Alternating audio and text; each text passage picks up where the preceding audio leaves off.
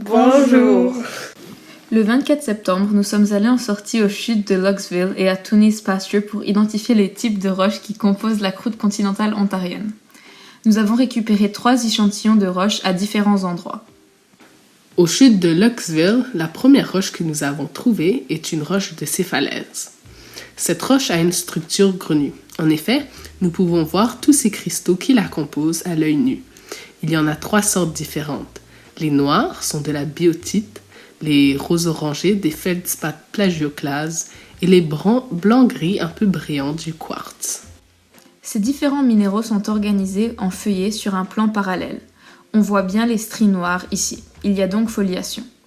Cela nous permet de penser que c'est une roche métamorphique, formée à partir de roches préexistantes recristallisées sous l'effet de la pression et de changements de température. Par ce rassemblement de caractéristiques, nous avons déterminé que c'était du gneiss. La deuxième roche que nous avons étudiée est une roche présente dans ces chutes d'eau. Celle-ci a une structure grenue. L'ensemble de la roche est donc cristallisé. Nous pouvons y voir les 3 mêmes types de minéraux que dans le gneiss. Le quartz, le minéral gris-blanc, la biotite, qui est noire, et les feldspath plagioclase, qui sont rosés-orangés. Cette roche n'est pas constituée de pâte visible. Son refroidissement a donc eu lieu en profondeur. De plus, aucune trace de fossiles sont visibles à l'œil nu. Nous concluons alors que c'est une roche magmatique et plus précisément une roche plutonique, du granit. Cette troisième roche de couleur grisâtre trouvée à la plage de Tunis Pasture est du calcaire. Son apparence est plutôt homogène car on distingue très peu de minéraux.